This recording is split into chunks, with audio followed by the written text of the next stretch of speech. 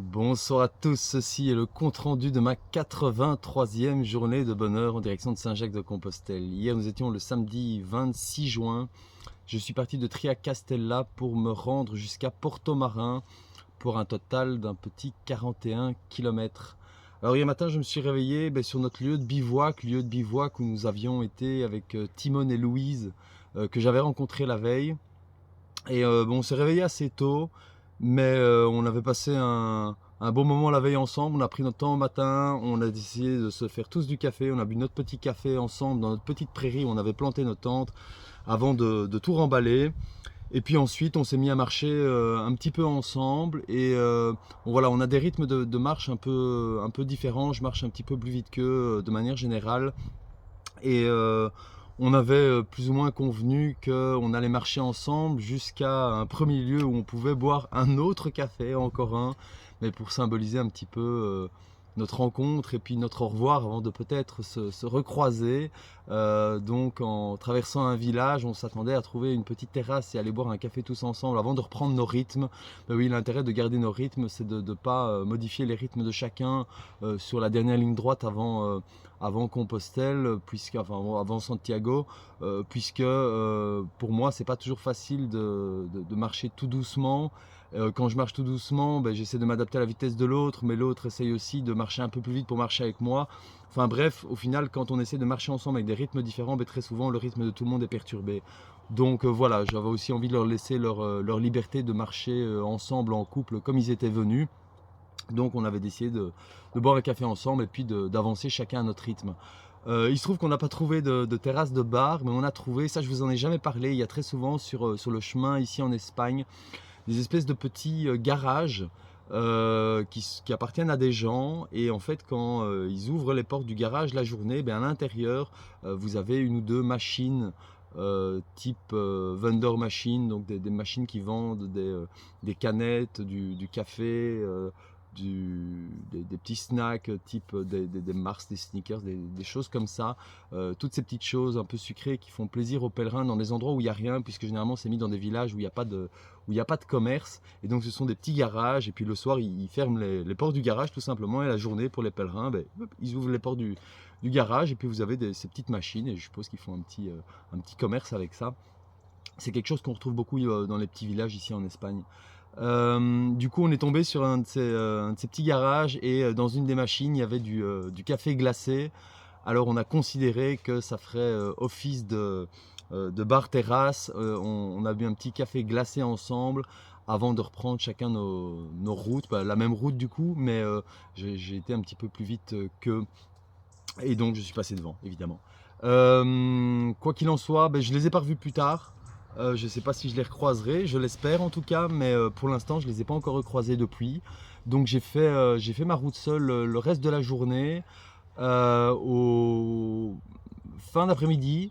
Donc il est 17h30 si je me souviens bien. Je suis arrivé à l'endroit que j'attendais avec beaucoup d'impatience, puisque je voyais bien au nombre de kilomètres qui sont indiqués sur les bornes le long de la route que je m'approchais de plus en plus du point des 100 km avant Santiago. Donc 100 km, c'est pas rien, ça reste quand même un chiffre un peu particulier quand surtout vous avez parcouru autant de kilomètres que moi, arrivé aux 100 derniers kilomètres. C'est symbolique, ça fait vraiment plaisir. D'ailleurs, cette borne, elle est connue, c'est la borne des 100 km de Santiago, elle est connue. Plein de gens ont laissé des messages dessus, des petites pierres, des messages écrits à la main qui sont posés derrière, des petits objets personnels. Donc c'est vraiment une borne symbolique sur le chemin. Donc j'étais évidemment très content d'arriver jusque là. Le fait d'arriver jusque là avait aussi un autre impact, mais je crois que j'en parlerai un peu plus tard, un peu plus en détail quand je ferai une petite analyse sur les différents segments des chemins de Compostelle que j'ai parcourus, puisque c'est quelque chose que je compte faire plus que probablement après mon pèlerinage. C'est de donner des informations sur les différents segments que j'ai parcourus et la manière dont je les ai parcourus, puisque chacun des segments que j'ai parcourus était un peu différent. Mais je vais quand même citer là quelque chose d'un peu particulier au niveau de cette borne 100. Donc la borne 100, elle est aussi symbolique dans le sens que pour obtenir la fameuse Compostela, et je vais vous dire tout de suite ce que c'est, il faut parcourir à pied les 100 derniers kilomètres du chemin de Compostelle. Alors la Compostela, c'est donc une sorte de diplôme qui est délivré à un pèlerin pour dire qu'il est un pèlerin qui a fait le le chemin de Compostelle. Alors c'est quoi faire le chemin de Compostelle pour avoir cette Compostelle-là? C'est parcourir les 100 derniers kilomètres, donc à partir de cette borne jusqu'à Santiago, avec en sa possession la crédentiale qui est le fameux passeport de pèlerin que je vous ai déjà montré une fois et dont je vous ai parlé à plusieurs reprises, et sur laquelle des cachets doivent être apposés, des tampons doivent être apposés. Donc la règle pour obtenir ce diplôme, c'est littéralement un diplôme écrit en latin avec votre nom, prénom dessus et la date à laquelle il vous est délivré à la cathédrale de Santiago, en tout cas un service, un bureau adjacent à la cathédrale. La condition pour l'obtenir, c'est d'avoir fait à pied les 100 derniers kilomètres avant Santiago en une traite. Et quand on dit en une traite, on parle la même année, la même fois. Donc il ne s'agit pas de faire 50 km l'année passée et puis faire les 50 derniers cette année. Ça doit être fait en une fois. Bien sûr, vous avez le droit à faire des pauses, à prendre des jours de pause. Mais en tout cas, les tampons datés doivent se suivre de manière relativement consécutive, histoire que le pèlerinage soit valide. Désolé, mais ça me fait un peu rire. Une des conditions aussi, c'est d'obtenir 2 tampons tous les jours. Donc sur les 100 derniers kilomètres, vous devez avoir 2 tampons tous les jours. Alors bon, pour la petite histoire, de ce que j'ai compris, en Espagne, les jeunes, je dis les jeunes, mais une vingtaine d'années, je crois, pour leur... je ne sais pas si c'est vraiment dans le cadre de leurs études ou pour leur travail, mais en tout cas, je crois qu'il est bon d'avoir sur leur CV le fait qu'ils ont fait le pèlerinage de Compostelle. J'y fais le pèlerinage et je souris à nouveau parce que, bon, voilà, pour moi, c'est pas vraiment faire le pèlerinage, mais bon, soit. Ils doivent avoir ce diplôme. Donc, quand vous arrivez en fait avant cette borne des 100 km, il y a beaucoup plus de monde qu'auparavant sur les chemins de Compostelle, puisqu'il y a énormément de gens qui veulent pouvoir dire j'ai fait le chemin de Compostelle, j'ai fait le pèlerinage et j'ai le diplôme. Et donc pour avoir le diplôme, il doit faire ces 100 km. Donc à partir de cette borne des 100 km, il y a beaucoup plus de monde sur la route. Mais alors il y a beaucoup plus de monde, mais c'est littéralement un sketch, puisque les gens, vous voyez le faire, la manière dont ils le font, il y a vraiment des anecdotes. Je ne vais pas tout raconter ici, mais bon voilà, typiquement, juste avant les 100 km, j'ai vu un jeune qui sortait de sa voiture avec son sac qu'il allait chercher dans le coffre, tout beau, tout propre, il n'a pas transpiré une seconde, et il rentre dans une échoppe avec sa crédentiale en main pour aller voir son tampon, il retourne à sa voiture, il rejette son sac dans le coffre et puis il repart en voiture. Enfin bon voilà, vous avez compris un peu le principe. Et il y a plein de choses comme ça, il y a vraiment plein de choses comme ça, j'ai vu des choses absolument incroyables.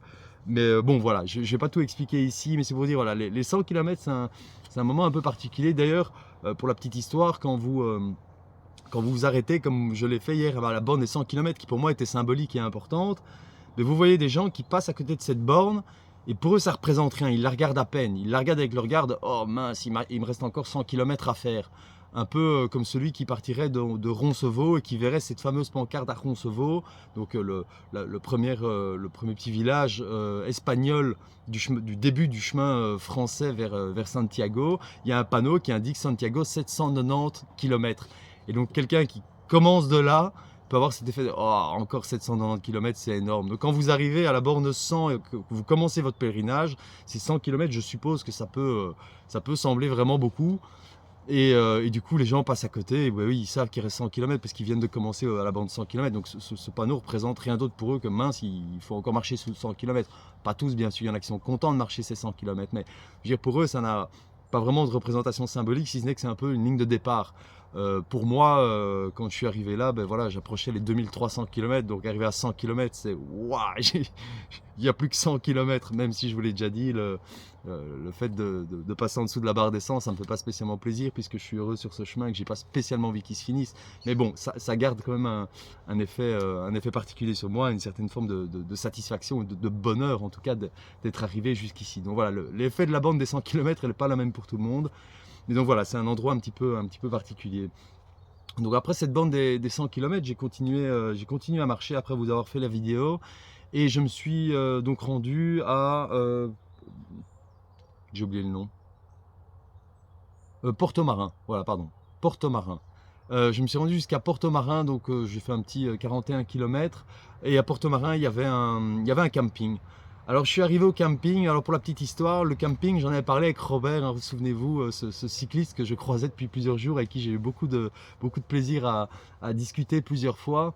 Et j'avais parlé de ce camping à Robert, et alors honnêtement, quand je suis arrivé au camping, après plus de 40 km, donc je m'attendais peut-être un peu à le voir là. Ça restait une distance que par rapport à quand on s'était quitté, je le voyais bien. Donc la veille, je me voyais bien le retrouver au camping. Donc, quand je suis arrivé dans le camping, la première chose que j'ai fait, c'est regarder un petit peu les tentes et voir si je voyais la tente de Robert. Excellente surprise, parce que la première tente que j'ai vue, ben d'ailleurs il n'y en avait qu'une, c'est aussi simple que ça, il y avait une seule tente. J'ai vu la tente de Robert et j'ai vu son vélo à côté. Ben, je me suis dit, ben, chouette, Robert est là, on va encore papoter un petit peu, ça va être chouette. Et quand je suis arrivé, ben, lui n'était pas surpris de me voir, puisqu'on avait parlé de ce camping et que je lui avais dit que possiblement j'essaierais d'arriver jusque là, que si pour une raison ou une autre c'était trop de kilomètres et que j'y arrivais pas, ben tant pis, mais que voilà, en Espagne, je vous l'ai déjà dit, il n'y a pas des millions de campings, donc bivouaquer une fois, deux fois, etc. ça va, mais bon, de temps en temps, un camping, j'en ai un peu besoin, ça me fait du bien déjà, et c'est beaucoup plus, comment dire, c'est beaucoup plus reposant de se mettre dans un camping, de poser sa tente tranquillement, de la poser en journée dans la lumière, de trouver un endroit un peu plat. Et on est quand même beaucoup plus relax quand on plante sa tente dans un camping que quand on fait du bivouac, et sans même parler des sanitaires. Rien que le fait de savoir qu'on a le droit d'être là, qu'on peut planter sa tente et qu'on peut prendre son temps au matin, ça reste plus agréable. Donc j'ai été directement vers la tente de Robert, et il était en train de cuisiner, et puis il me dit, ben, t'as faim, tu manges avec moi? Puis je lui dis, écoute, si t'as assez, avec grand plaisir. Il dit, ouais, pas de souci, je rajoute des pâtes. Et donc j'étais à la réception du camping pour faire ma petite paperasse administrative, donc payer bien sûr ma nuitée sous tente, et également demander mon petit tampon pour ma crédentiale. Et ben voilà, quelques minutes après, je reviens près de la tente de Robert, et il avait, comment dire, rajouté une portion pour moi. Il avait fait un plat de pâtes avec des légumes. Il s'était bien souvenu que j'étais végétarien, et donc il a pris soin de ne rien mettre qui ne convenait pas à mon alimentation directement dans les pâtes. Et il s'est rajouté un petit peu des moules dans les pâtes pour lui juste après. Mais il a fait un plat de pâtes végétarien juste pour moi. Quel luxe et quel plaisir, je vous assure, c'était l'apogée de ma journée, d'arriver après plus de 40 km de marche, arriver dans le camping, ben, revoir Robert que j'ai tellement apprécié et que j'apprécie d'ailleurs tellement, et de m'inscrire au camping, d'arriver, et puis un repas qui est prêt. J'ai pris une petite chaise du camping, je me suis mis près de lui, on a mangé, on a papoté une petite partie de la soirée, et c'était juste un moment agréable. Et ça me fait penser que, ben oui, voilà, vous voyez, une journée comme hier, ben c'est 40 km. Sur 40 km, ben il ne se passe pas toujours quelque chose. C'est de la marche, c'est de la marche, c'est de la marche. Il fait chaud. Néanmoins, ça faisait longtemps que je ne l'avais pas dit celui-là. Néanmoins, je dois dire qu'en Galice, il fait quand même un petit peu plus frais. Il y a quand même pas mal de vent, mais il faisait quand même chaud hier. Mais cette journée a été découpée en trois bons moments, ou plutôt a été comment dire, marquée par trois bons moments à différents moments de la journée, comme ben, le matin, le réveil, le petit morceau de marche avec Timon et Louise, le fait qu'on boive un petit café ensemble, l'arrivée à la bande des 100 km qui était symbolique et très agréable pour moi, et puis l'apogée quand j'arrive au camping le soir, que je retrouve Robert et qui m'a préparé à manger, et que j'ai plus qu'à m'asseoir dans une chaise et profiter d'un bon repas après une longue journée de marche. Et c'est un peu ce que je veux dire, vous voyez. Je vous raconte régulièrement mes journées, et oui, il se passe pas toujours des choses, et non, il se passe pas des choses toute la journée. Les chemins de Compostelle, c'est pas du sensationnel, c'est des choses simples de la vie, mais ces petites choses, elles ont un effet vraiment, vraiment fort sur vous, et ça rend vos journées extraordinaires. Quand vous voyagez comme ça en toute simplicité, que vous attendez rien de... Voilà, il y a des journées où je fais mes 40 km et je suis tout seul, je vois personne, on me fait pas à manger le soir, il se passe rien de spécial de la journée, et je trouve toujours quelque chose à vous raconter. Mais il y a des journées comme ça où vous rencontrez des gens sympas avec qui vous avez adoré passer un moment, et puis ces petites choses, voilà, le petit repas au soir que Robert m'a préparé, c'était vraiment, vraiment agréable. Ce repas n'aurait pas pu mieux me goûter, mieux me plaire si j'avais été dans un restaurant. C'était le geste, c'était la manière, c'était les retrouvailles avec lui. Donc j'ai vraiment, vraiment beaucoup apprécié. Donc vous l'aurez compris, hier encore une super belle journée de bonheur. Et voilà, donc j'ai dormi au camping, j'ai plutôt bien dormi.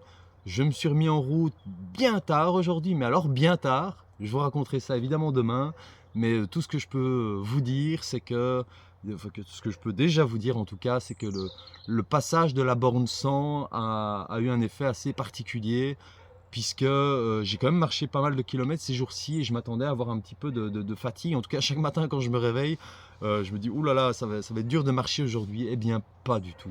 Il se passe quelque chose de spécial quand on passe les 100 kilomètres. Il y a une énergie supplémentaire qui arrive. C'est aussi simple que ça, je ne sais pas le décrire autrement. Une espèce d'énergie motivationnelle, peut-être de la dernière ligne droite. Mais quoi qu'il en soit, ça fait un effet. C'est extrêmement motivant, c'est extrêmement plaisant. À nouveau, je vous le dis toujours, je vis dans l'instant présent et je ne suis pas excité au moment où je vous parle d'arriver à Santiago. Donc, j'essaie pas d'y aller le plus vite possible. Je suis content de m'en approcher, mais j'y arriverai quand j'y arriverai. Mais en attendant, sur le chemin que je suis en train de faire pour y aller, je sens une énergie particulière. Et alors, il y a un effet dans ma tête, des idées, des émotions. Et ça a été très marqué aujourd'hui. Ça, je vous en parlerai demain parce que ça vaut quand même le détour. Parce qu'aujourd'hui était une journée assez forte en émotions. Mais ça, je vous en parlerai demain. Voilà, ça c'est ce que je voulais vous raconter sur la journée d'hier. Et je vais laisser la fin de la vidéo sur cela. Une très bonne journée que j'ai eue hier et une excellente journée que j'ai également eue aujourd'hui. Mais bon, jusque-là, rien de surprenant. C'est tous les jours comme ça pour moi sur les chemins de Compostelle et ce depuis 84 jours aujourd'hui. Voilà, sur ce, je vous souhaite évidemment à tous une excellente soirée. Et puis comme toujours et du fond de mon cœur, je vous souhaite à tous un bon chemin.